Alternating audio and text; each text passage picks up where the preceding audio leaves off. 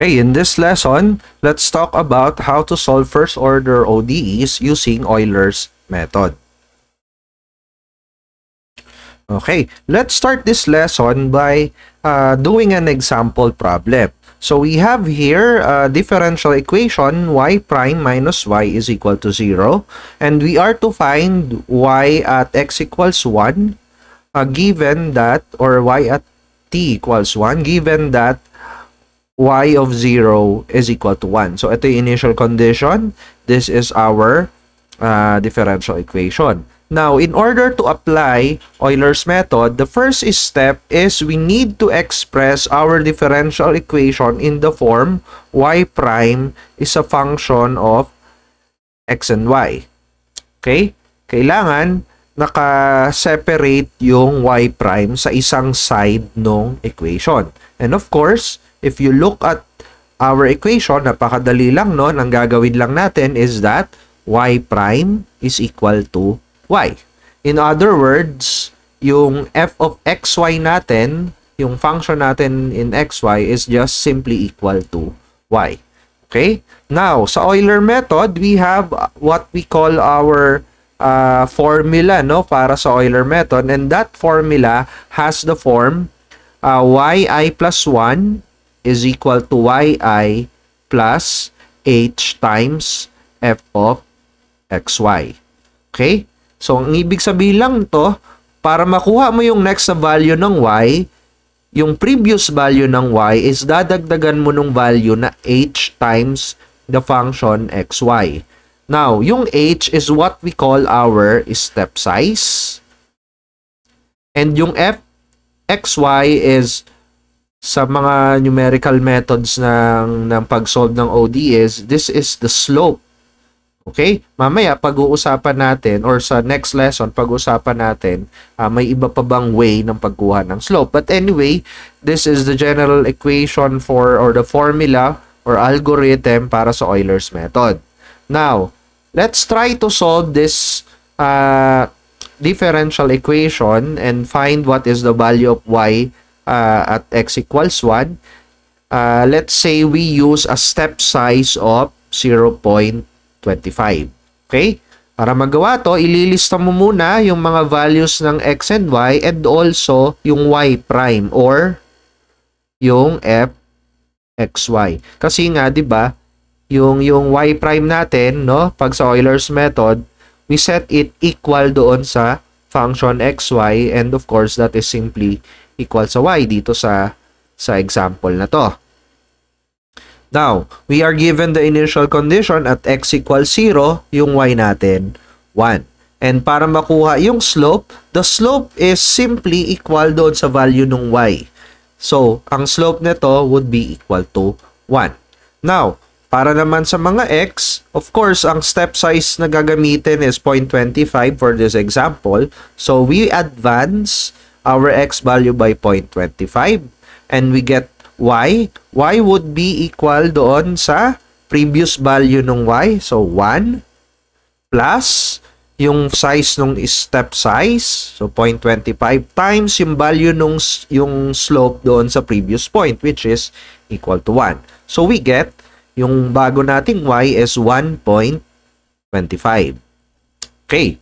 Now, to compute the slope, again, for this problem, the slope is simply equal doon sa y value. So, this is also 1.25. Next, again, ang step size is 0.25. So, mag-a-add ka lang ng 0.25 doon sa x value mo. Then, to get y, yung previous value ng y plus 0.25, the step size times yung previous slope, which is 1.25. So, we have 1.5625.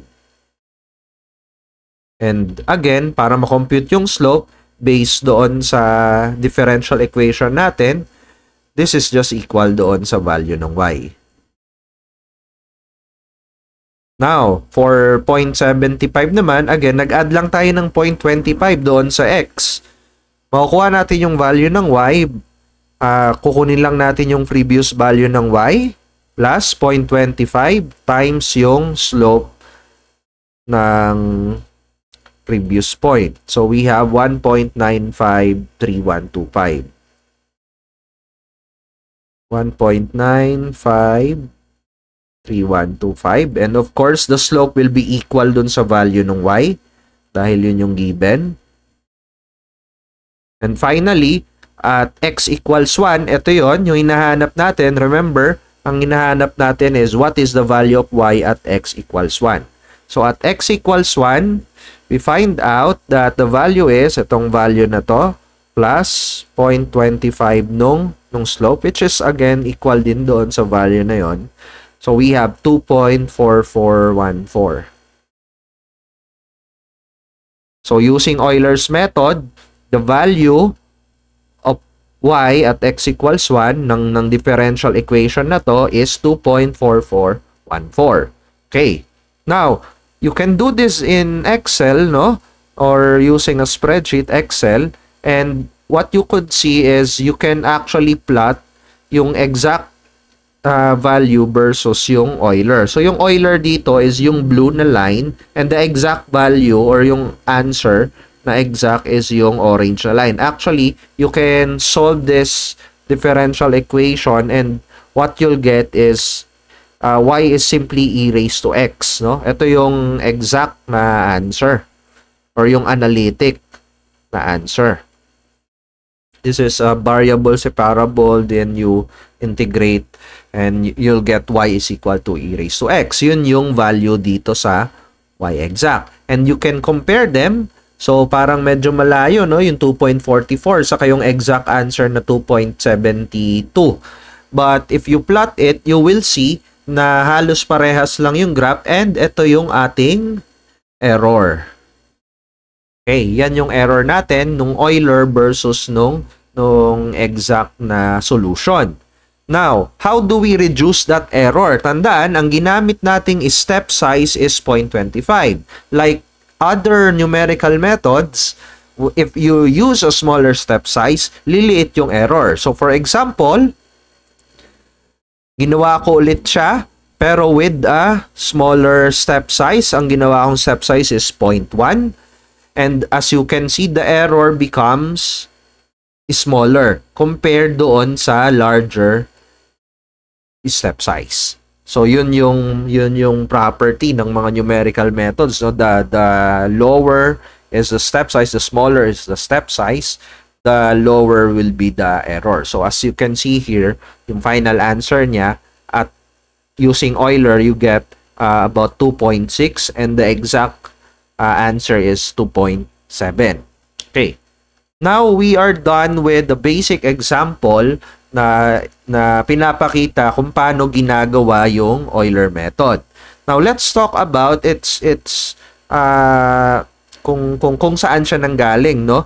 Why does the Euler method work? No? Saan ba siya nanggaling? The Euler method is actually a type of what we call a Runge-Kutta method. So, Runge-Kutta method. Isa siya sa mga Runge-Kutta methods. So, maraming klase ng Runge-Kutta methods. And si Runge-Kutta method, ang concept niya is ganito. Let's say I have an unknown function at ang given lang is this current point. No? Yan yung initial condition kanina at x equals 0, y equals 1. So, may isa kang point na given doon sa function. Gusto mong malaman ano yung value nung next na point. Okay? Ano yung value niya at some time step or at some step h. So, ito yung h kanina. Yan yung step size na sinasabi. Okay. Ang ginagawa natin sa mga Runge-Kutta methods is from this known point, ito alam natin to, this is known, we approximate yung location nitong point na to by doing some kind of an approximating line. So, ito ang ating approximating line. And of course, dahil approximate lang yan, meron din tayong tinatawag na slope ng approximating line. Since it's a line, may slope. At syempre, itong slope na to is an estimate. Dahil nga, approximate lang yung line na yan. No? Hinuhulaan natin gamit tong line na to kung saan yung location na nung next point. Okay? And of course, Pag nahulaan na natin, tatapat siya doon sa x, ito yung magiging hula natin. And since nanghula lang tayo, meron tayong error na makukuha, no? Merong error, yung difference nung approximating line at saka yung actual na function natin. Dito yung actual na value. So, yan yung error. Now, pag ginawa mo yan, di ba, yung slope is rise over run, yung slope, no? Rise over run. That would be, yung rise nito, that would be yi plus 1 minus yi over yung run mo is yung h, no? Or difference ng excess. Pag ni-rearrange mo yan, you will get yung parang equation natin kanina, which is yi plus h times yung slope na sinasabi. This is an approximate slope, no? An approximate slope. Now, how do we get the slope? Ito yung nagdi-differentiate ng different na Runge-Kutta methods. Isa sa mga approach is yung slope mo is equal, yung slope mo, makukuha mo siya, tangent siya doon sa current point. Tangent at the current point. So, tangent at the current point, ibig sabihin, kunin mo yung derivative dito sa point na to and we use it as the slope. Ito actually yung Euler method. Ito yung Euler's method, no? Ito yung Euler's. Other approaches for getting the slope, no? For the next lessons, yung ibang approach is that we get an average slope. In general, we get an average slope from different points, and ito yung matututunan natin sa mga next lessons. So, yung slope na yan, ang general equation yan is a weighted average. It's a summation of some weights and some slopes. Now, depende kung ilang slopes yung i-average mo or i-weighted average mo, yun yung magiging order ng Runge-Kutta method. So, yung Euler method na pinag-usapan natin kanina, since isang slope lang yung parang ina-average, or actually hindi nga ina-average kasi isa niya lang naman, this is actually a first order Runge-Kutta method, yung Euler's method. First order Runge-Kutta method. So, ito yung concept kung paano gumagana yung mga iba't ibang klaseng Runge-Kutta method. Okay? Now, let's have another example, no, para mas ma-apply natin or mas matutunan natin yung Euler's method. So, sa example na to, ang gagawin ko, diretso ko na siyang gagawin sa Excel. Okay? So, kunin natin yan, screenshot ko. Then, I'll put it here para mas makita natin. Okay. Now, I have a differential equation which is yx squared minus y prime minus 1.2y is equal to 0. Ang initial condition, y of 0 equals 1. We need to find what is y at point at x equals 2. Now, bago natin simulan yan, remember, kailangan naka-form tayo or yung equation natin is in the form y prime is equal to some function of x and y. So, dito, ilalagay ko sa other side yung y prime. Actually, this is easy, no? This just becomes y prime is equal to yx squared minus 1.2 y. Okay. So, ito na yung equation natin. Nilipat ko lang sa kabila yung y prime, just a little bit of manipulation, para nandito siya sa ganitong form. Ito, no? So, in other words, yung function natin in terms of x and y would be yx squared minus 1.2y. 1.2y. Now, let's assume an x, a step size rather, na 0.1.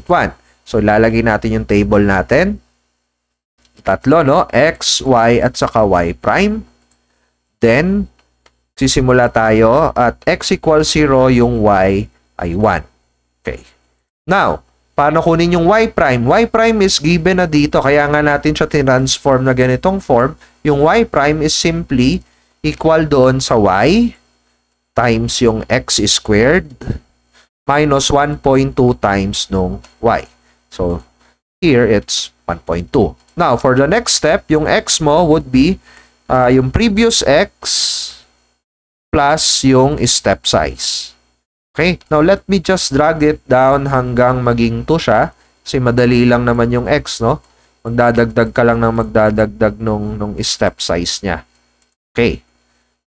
So, yung y, again, that is equal dun sa previous na y plus yung step size times yung slope. So, laging ganun yung y. Now, we just drag this down and drag everything down para makakuha tayo ng mga values. Okay? Now, bago natin i-plot yan, actually, ang sagot niya dito is 0.9485. At x equals to, ang value ng y is 0.94815.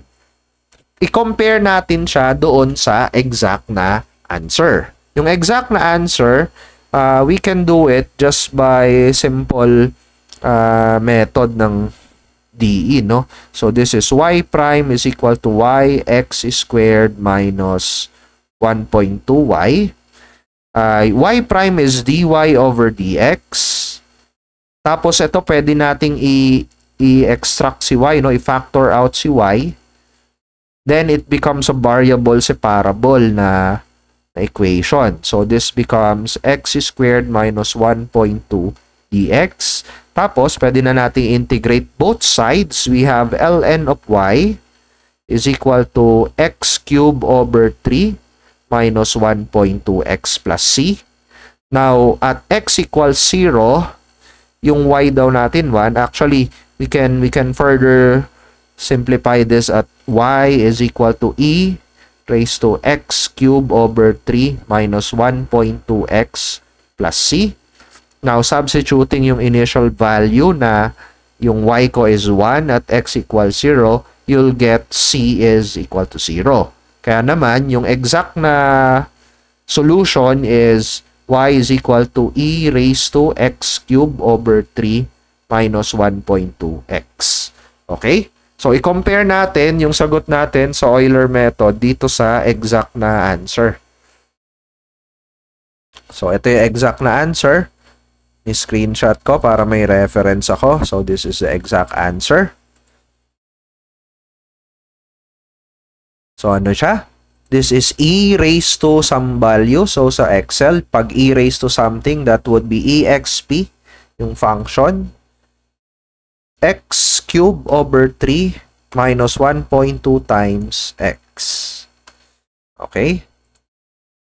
Then, yan na. So, may kita mo, yung actual na answer is 1.305 at ang nakuha natin is 0.948.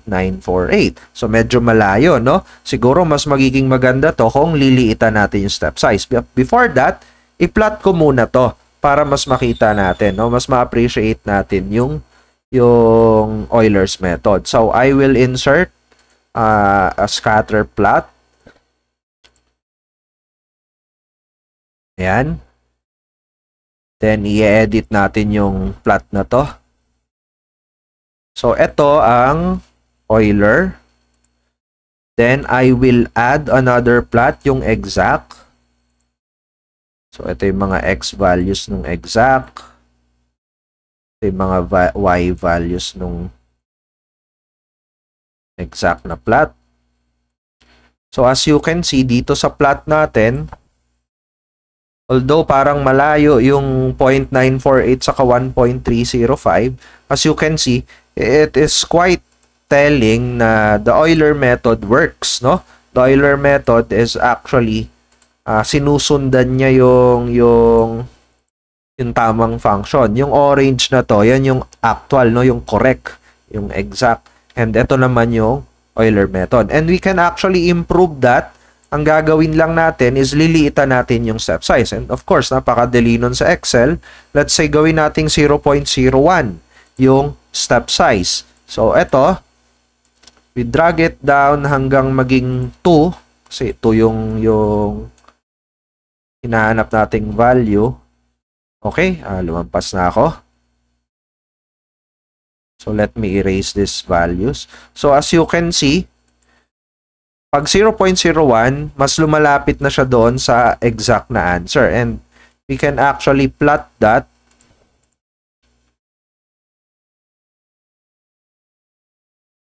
dito, no?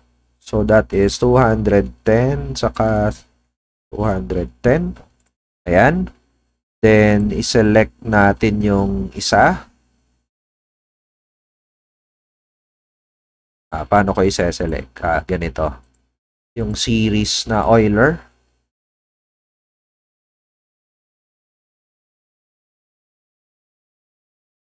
So, ina-adjust natin yung plot to include all these points. So medyo hindi nakikita, no? Kasi halos magkaparehas na sila. Okay. I-format natin, no? Tatanggalin ko yung marker para numipis yung line.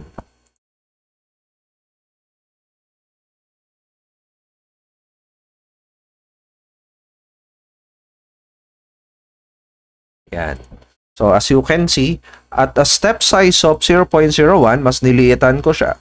Halos parehas na yung exact at saka yung Euler series approximation natin or Euler method approximation natin. Okay? So, that is the Euler's method. It's a kind of a Runge-Kutta method. It's a first order Runge-Kutta. At ang basic concept is nag-a-approximate tayo ng line, an extension line, para makuha yung, or ma-approximate, ma-estimate yung next na point. Okay?